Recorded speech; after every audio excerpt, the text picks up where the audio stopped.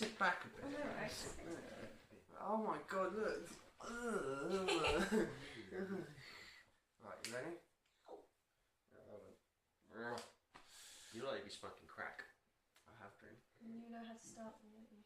Didn't you? Kind of. If it's mindful what we do. Okay. Hi guys, and welcome to another episode of 31 Nights of Horror. Ooh. We are on, I want to say 7. Something like that. We should have checked this before we did the video. That'd be professional. That would be too Right. professional. Right. We have 31 Nights of Horror with association from GEEKAMANIACS, because they're allowing us to post on their channel. That's nice of them. Which this week, today, I'm messing this up, we're doing The Shining. Stanley Kubrick's The Shining. I'm with the usual, Sam, and special guest James. Yeah. Hello. We just sat down and watched The Shining. The Stanley Kubrick film, not the TV series, because the TV series is shite. What? It's not good for the video. What did you think of The Shining? Can you not tell? I know you can hear my thoughts. Well, I don't have the shine. Oh, I thought you did. I've got to talk like the cook. The shine. For me, I'll start from mine quickly. I don't think the film's aged well. The whole film is Jack Nicholson. What hasn't aged well with the film? I just don't think the acting stood to the test of time. Are we talking Shelley Duvall? Yeah.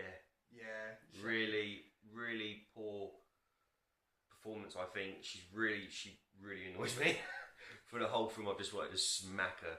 Was it the whole film? Because I see where you're coming from. Because there's one point in the film in which I'm like, she's a terrible actress. Why is she even Which acting? part was she screaming with a knife? That's exactly it. The one where we didn't actually go through the story of the film quickly, but the bit when Jack is cutting through, slamming through the door. It Out of is. interest, how would you react if someone was stopping through and you knew that? I wouldn't suddenly go and then scream again when he hits the door. I'm going to be expecting the next act. Her acting is something out of a spoof movie. Where she acts. It is something out of scary movie style. So over the top. I think back in when the film was first viewed in the 80s, I think they would have thought it would have been fantastic. Well, actually, you say that. I was checking whilst we were watching. This was hated. What? When this came out, Stanley Kubrick and Shelley Duvall both won Razzies. He won it for worst director. And then as time continued, it's become a cult classic, hasn't it's become one of those ones that, I mean, is one of the greatest films of all time. It's not only just one of the best horrors, it's one of the best films of all The time. greatest films of all time. It was one of them come to DVD. It was like cult classics, and Well, not DVD. Well, to film, but the same sort of story as Fight Club or Blade Runner. They become sort of close. No, they're not quite high. I'd put it more Blade Runner than Fight Club. Yeah. Can I just summarise the story? Yeah, sorry.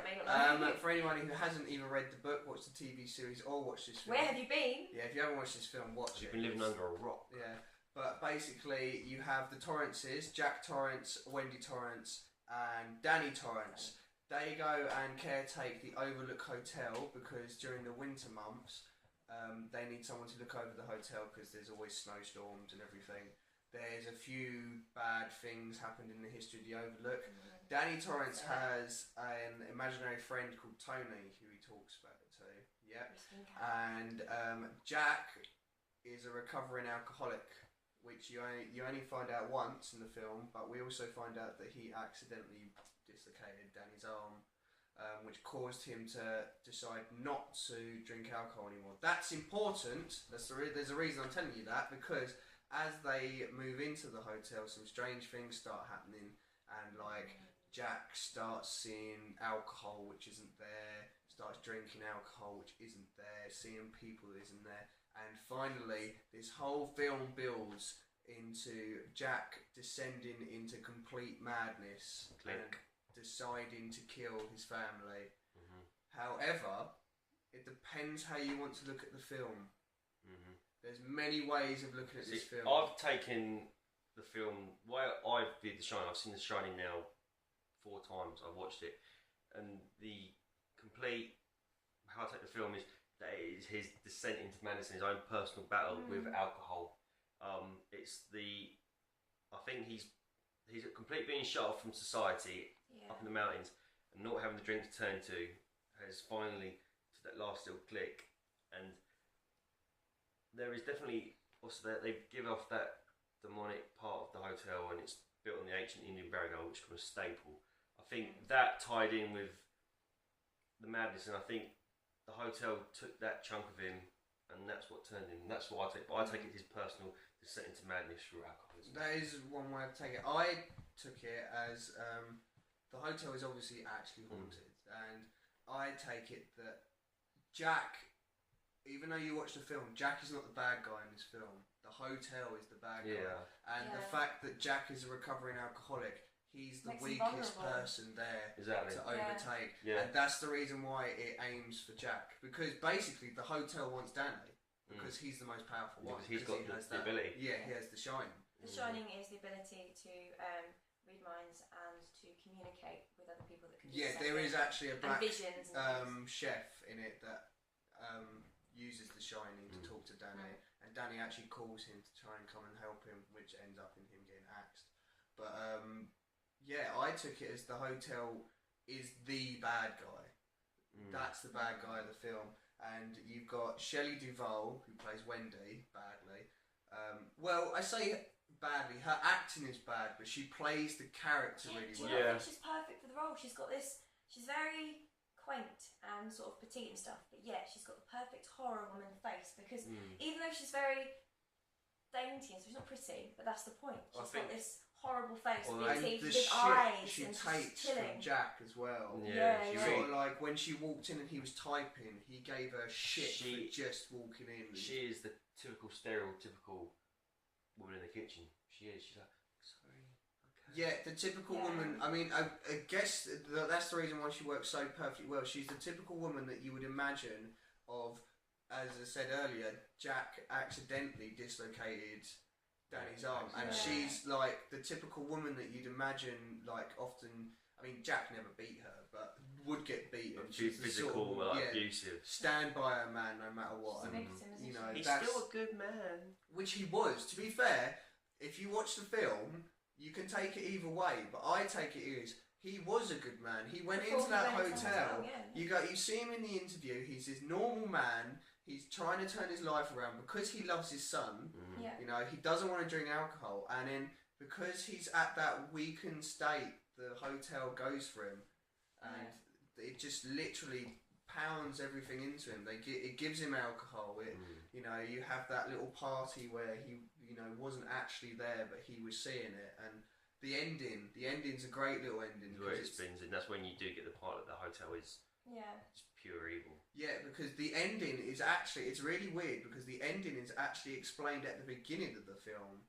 Because when the chef, I can't remember his name, the cook, the Shining guy, we're not saying that word, no, but he actually turns around to Danny and he says that when people die, they sort of leave something behind, kind of like burnt toast. Yeah. And that is how you can take the ending, because when the hotel finally takes Jack, he turns up in the picture at the end, and that's the collection of people. Hence, you get the old caretaker who was there, Grady. It's a lot deeper than I think a lot of the horror movies as well, isn't it? Because it's not just a slasher, it's not just a house invasion or a ghost story. It's everything in one, isn't it? It's psychological. That was what I say.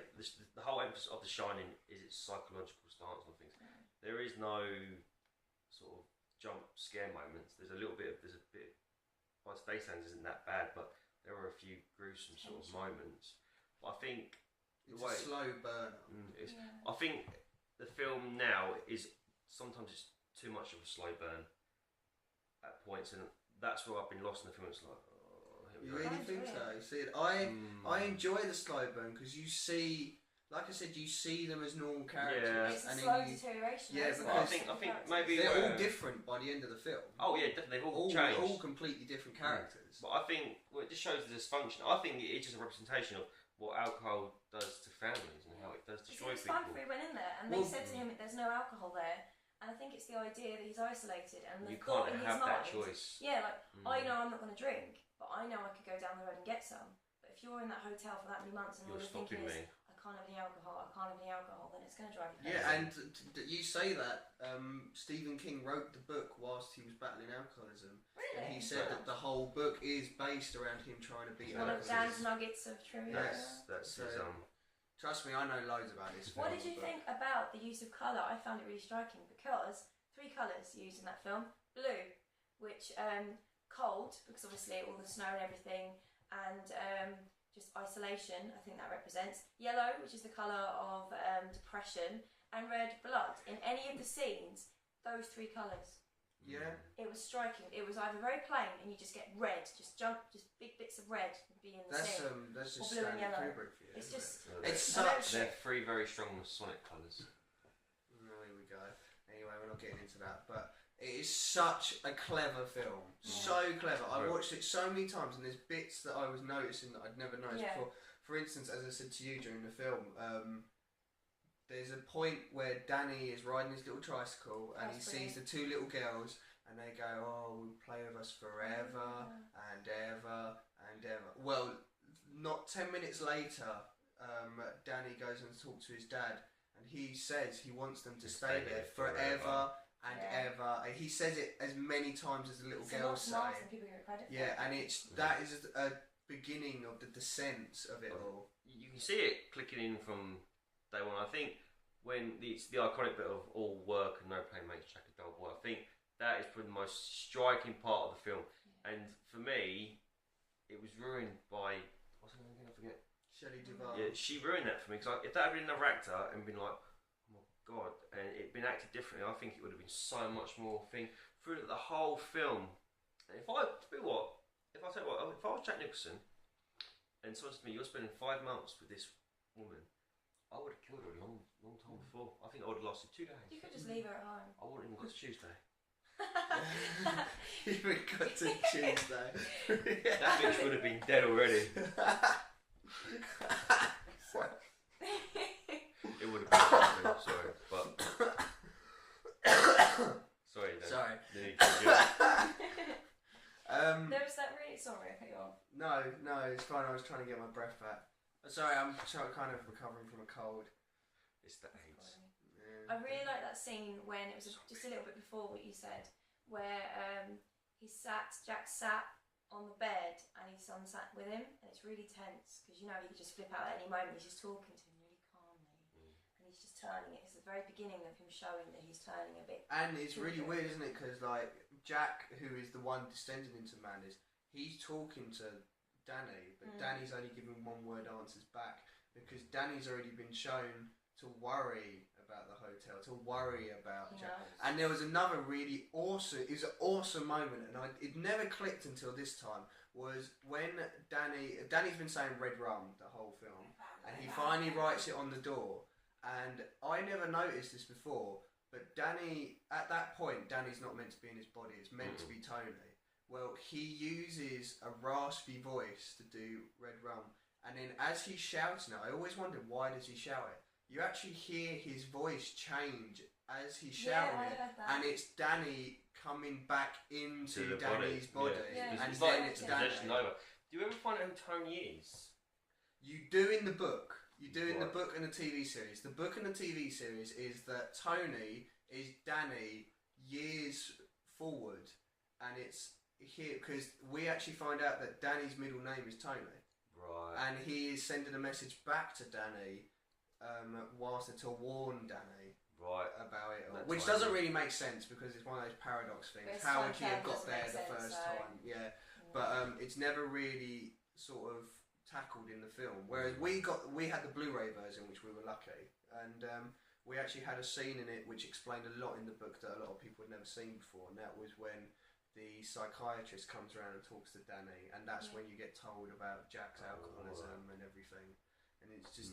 See, I think you could have taken about 30 minutes out of the film and explained all that and had a more... Even though the story's good, I think it shows, even though the film was complete Jack Nicholson and his descent into madness, the story could have been much more thicker and had a few more. It's a very black and white storyline, and you see it, and it's a fantastic the way it's written. It's fantastic.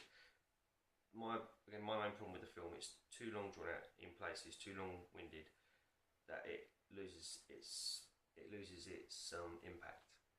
See, I think I think the drawn outness is to show the characters, and I think having read the book and I know the full story, I think that obviously a lot of it's similar, but the half of the film is completely different. That's probably where you can come from a different aspect, because you know the backstory. For someone like me that's just watching the film, it leaves a lot of unanswerable questions that you won't be able to ever get.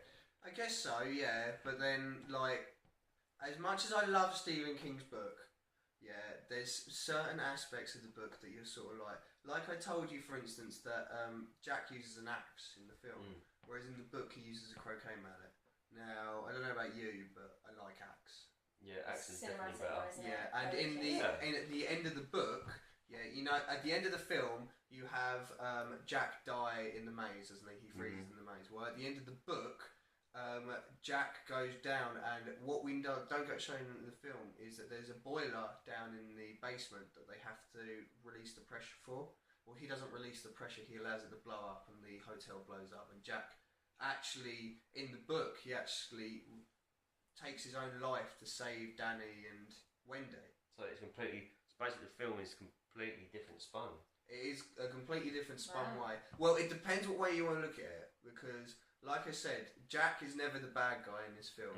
And in fact, if you are watching in the maze, Jack is tricked at the end, because Jack is trying to find the way out of the maze, and if you watch, the maze is changing around him.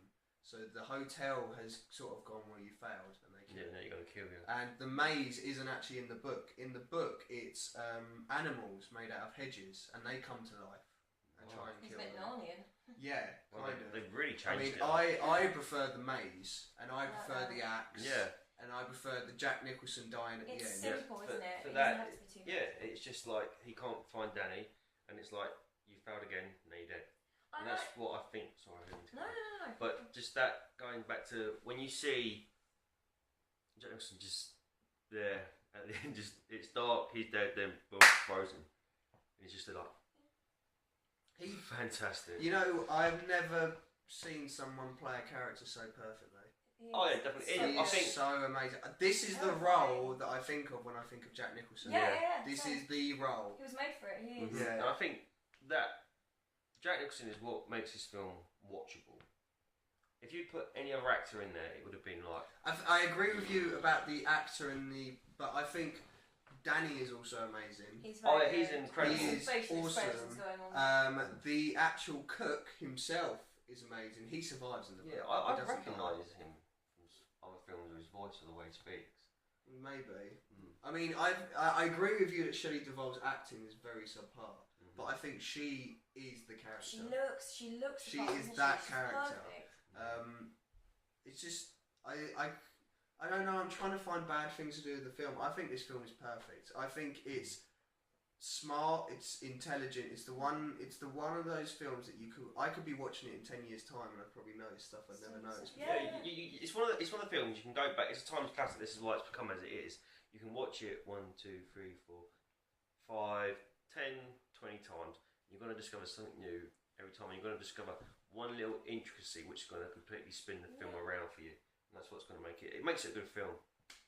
It is a good film, but for me, it's 1980, really good. 1990, classic. 2013 standards into the new millennium, hasn't held up well. Jack Nicholson, yes. Other parts of the film, no. Story, yes. Timing, spacings. For me, 6 out of 10. Oh, and also, it was questioned. I can't remember if it was for you two or our Geekamaniac over there who isn't reviewing, Mark. At the ending, Wendy goes up the stairs, isn't she? And you see the guy dressed as the dog, and the man seemingly, he's getting a blowjob. That's basically what's going on. And it's not explained in the film, but in the book, there is a man who's he's married and he's pretending not to be gay, but he has this little lapdog who loves him, and he like would belittle him in front of all parties and everything, and that's Kubrick's nod to that in the book, right? Because Stephen King hates this film. He can't stand it. He hates it. He thinks it's the worst adaptation he's ever seen of any of his books to film, which is a sad thing. He hated it so much that he brought out a TV special, which was like the book, and it was awful. It was terrible. Even look into that then. Yeah, it was awful. It was so bad. You say about Shelley Duvall's acting. Watch the TV thing. It's awful acting, and not only that. Jack Nicholson owns this character, and if you watch anyone else try and play this character, he is fantastic. Yeah. Do you know what I love? The fact that a lot of slashers, it's like the killer will chase, and they'll be that close every time, and they'll slash, and you'll get their ankles or something, and they'll be grabbing, and no, it was realistic. Like they were chased, they got away. There was a bit of a chase, but they got away. It was like it was just about right. There wasn't a pathetic struggle. Half hour through the film. Not half hour, halfway through the film, he hurt his ankle, and through the rest of the film, he had a hurt ankle. He never walked. He didn't walk normal at all. No, that's definitely a good continuation in the film. And the film is so questionable the whole time. This is one of the only films that you can sit there and you're questioning yourself the whole time. Is Jack Nicholson seeing all this? Is it in his own mind? Has he been driven crazy? Is it the hotel? Because he heard at the beginning about the history and stuff. Exactly. So the only time that you sort of get a sense of whether it is the hotel or Jack Nicholson is when he's in the meat locker place, and he gets let out. And even then, that's questionable. Maybe he just couldn't open the door, and he could finally open the door. It's just all left to your own devices. Yeah, it is. It's a film that you can take away. But I think maybe back in the 80s it was a different story, but now I think audiences are a bit more. I don't want to say dumbed down, but we need things more explained. I think what it's. Do you think? I think What do you it's rate it? perfect. This is your rating. This is a 10 out of 10.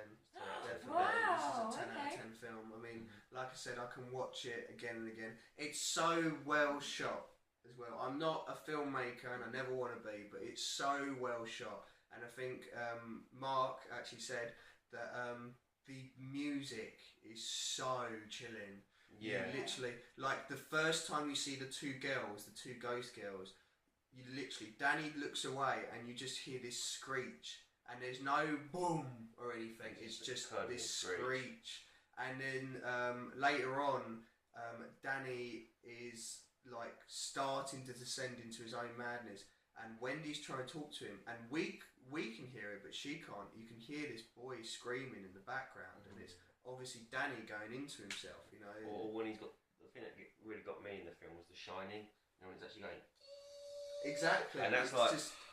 And you can. The film does pull you in, and then you're in, and then it's like having to something else, but you're still dragged. And I think maybe that's just me. That's why I've given this film 6 out of 10. See, I don't know. There's nothing about the shots that like. For instance, there's that. I don't know whether it's famous, but it's one that I think of where Jack is standing over the model of the maze, and the camera pans over the maze, and then it shows Wendy and Danny in the maze. Yeah, it's just a fucking amazing shot. It's so well shot. It's so clever, and like I said, it's one of those ones that you can literally just you question yourself the whole time you're watching it. There's not 2 people die in this whole film, just 2 people. And that's a cast out of a cast of. Even though you got the other characters, but for the amount of actors they've got, the film is revolved around that family and the chef. It is. There's only 4 main characters, but then you have the party, you have all these other people that are in it, and you only see to be fair, out of those 2 deaths, you only see 1 actually happen as well. And it was a good death as well. It wasn't like a completely butchered up, gory blood. No, it was an axe to the heart. That was it. That was all you needed. What's your rating? I'm gonna be annoying and go halves again, and I'm gonna say 9.5. 9.5. So close. The thing is, I can't think of anything wrong with it. I just find it very difficult to give 10. If there'd been 30 more minutes of more, for me personally, really more character development, more backstory put into the film, then it'd be a higher thing for me. But the film hasn't. I don't feel the film stands the test of time as well as it does 10 years ago. Shelley Duvall really annoyed me, but at times the film does drag you in and it has you on the edge of your seat. The character Jack Nicholson is fantastic. Danny, what's the child's character name? Danny Torrance. Was that no? What's the character? Oh, actor? The actor. Oh, I don't know the actor. Well, anyway, Danny fantastic, and they're played really well. But just too much long-windedness for me, so that's why. But then you're saying that you want more character development, but then you're saying it's also long-winded. You can't have it both. Yeah, but I'd like to know. Mate, that's just me. But yeah, I get it. It's your opinion. You're aware. Yeah. I just think there could have been more added in. Like they could have had like a psychologist there talking about what's happening with Jack Nicholson. There could have been a bit more. I don't know. It does. It just for me. I just don't think the film's. Maybe I need to watch it a few more times, but just for me, it's definitely still a 6. No, that's your opinion. I think it's amazing. Okay, and amazing. Yeah, amazing. It's definitely worth a watch. It's literally. You need to see it. I think everyone who likes horror should watch it, even if you don't like horror, because it's not particularly scary. No. It's just really creepy. It's always in the list. Yeah, of and top movies as it's well. one of those ones you got to watch it just for the famous scene of him axing down the door, chopping down the door, and the "Here's Johnny." But even the other scenes that are just as famous, the red rum, and the typewriter, the blood coming out of the lift, That is really epic. It's just, and Jack Nicholson's death in it is quite epic as just well. The ending bit. I wish I could. Has more words ever been uttered through complete silence than that? 2 seconds. That just face that he pulls, and not only that, if you like Jack Nicholson, just watch this film because it's amazing. It's so good, and literally, if it wasn't for this film is so good. The Simpsons have ripped it off. Yeah. You know, it's so. Yeah, Simpsons have done everything thanks to South Park. But there's so many films out there and so many books, comics, anything Bands, like that have had something to do with The Shining, 30 Seconds to Mars. You know, literally just watch this film. You know what? I'm weak. I don't think if this doesn't deserve 10 out of 10, I don't think any film does.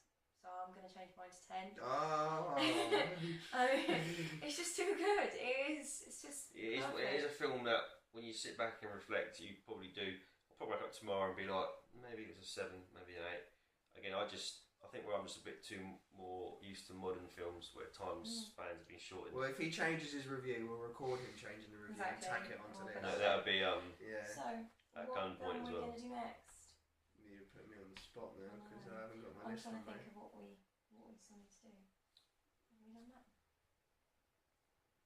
Shall I suggest you? How about I suggest you guys a film and you watch it tomorrow? Okay, yeah, fine. I suggest for you the original Hills Have Eyes to watch.